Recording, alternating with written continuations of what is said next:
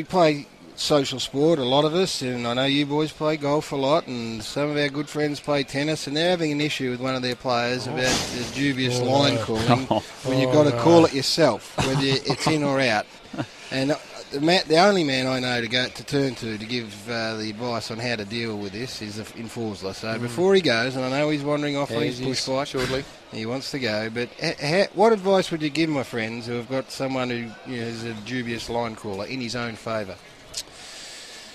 Well, look, if you've got low self-esteem or an inferiority complex or you're unsure of your ability from within, spiritually and mentally, you have a bounden duty to cheat. That is a fact. If you are so unsure of yourself and where you're headed in life that you need to cheat, well, you go right ahead, because one thing will get you in the end, and that's called karma. Have you experienced even it yourself? If you're a believer or a non-believer, it will get you. And you, the one thing I could never accuse you of would be doing that on a golf course, especially, but anywhere. Have you had experience of this socially in golf? My wordy, I have plenty of people I've played with have bent the rules playing golf. Are you one to confront that, or do you let it slide and hope that they come to their own senses? Well, this will depend if you're playing for a shekel or not. If you're playing for a reasonable amount of money, will I confront them? But if it's a social game, I couldn't give a stuff. Okay. Because you'll get to the end of the hole and you'll say, how many did you have? And they'll say, I had par. I said, I thought you had 6 or 7. And they say, well, I didn't. I say, okay, doesn't matter. But if you're playing for 1,000 or something, then what do you do? That'd be you'd probably drive a one iron into the back of someone's skull. Because no one likes to be treated like a sucker. No, so on the tennis court, we won't mention who the person is. I think you should, Gary, because you're casting aspersions. No. Is this one of our famous games? I just said it. This is not Who my said that? This is not that my was the game. Duke up the back that just slipped it in. This is not my game. No, what I'm saying I've is heard our people, boys' famous game. Yes, I've heard them talk about it, and I feel for them, and I said I'll get some advice on how you should deal with it. Because I want to ask who plays in it. Of course, the Chief. Duke, Chief. Little Brown. Nate Brown. Nate Brown and Steve-O. And Mark Steve-O. Stevens. Yeah. And Steve-O's now been mentioned 4 or 5 times in this same sort of sentence. Who mentioned his name? I think Duke grabbed a set of earphones. Unfairly, well, I Chief, thought.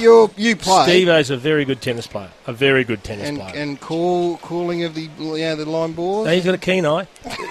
He's your partner, Chief. It can be an eyesight thing. It can be a vision thing, which is a hell of a lot different from miscounting at golf. Can it be an eyesight thing when it's always in your favour every time? I I just heard this conversation in the back. If someone consistently calls them in their favour, would that be... I don't know why I'm calling him Duke. I don't know his name is Luke. It's called a selective eyesight.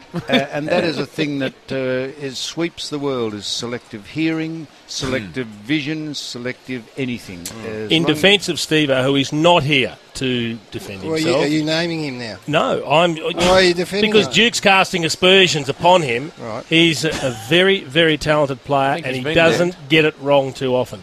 He's been. What are you pulling a face for? I'm not pulling a face at all. You're pulling a huge face after you say that, did, Chief. I did not. You did? I'll tell him you did. Warrior, did he? I saw you, Jason. Yes, In you actual did. fact, he and Brownie are clear standouts. They've got Duke and I covered. Oh, they both I'd like can to play. see those two play a singles match. That'd be This very, is very no good. change. this is the test, Chief. If you were his partner and you yes. called a ball in and he thought it was out, we say, no, Jason, just a minute up that end. Jace, that was out, mate. I have Sam, He you has normally- overturned a call Normally, of yours. Steve-O and I will play Brownie and Duke when Duke could be bothered.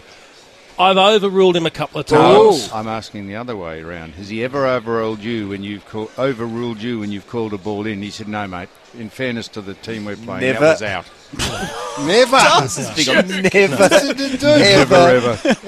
Never. Extraordinary line I'm calls that sticking come up from for you, your Steve-O. side, your Duke side is of a the court, shocker. Chief. If you don't want to out him, then you're swept up in the same. Well, you know what? aspersion as far as I'm happy concerned. to be swept up with Steve-O. This is All good. unbelievable stuff. Foss, there are times when a man on the golf course Or a woman. steers the pill in the wrong direction Yep. and then mysteriously finds it. Yes. No. And there are times when that happens. No. And when it does, you're mystified Jim, as one of the players. Jim, we had a bloke down at Huntingdale who had a reputation. Not mentioning any names. A lot of people have been through Huntingdale. Often would lose a ball, and you'd all go and help him look for it. And it's the 5-minute rule. That's it. Just as everyone walks away. Oh, I got it! No. Here it is. Well, don't cast aspersions again. Name him. Sam Newman. Oh. No, it's just, I'm joking, Foss. yes. He nearly had a heart attack then. Have you been a member of Huntingdale? No, wasn't a member. Hey, Was a Foss, guest. very nice to see you. Yeah, no. You get on the bike and head back to the penthouse. Just in case people are wondering why I've come in, I am really interested in this game, but I don't think anyone has set themselves to win this because we try and win them every single week, All right, and that's Foss. a fact.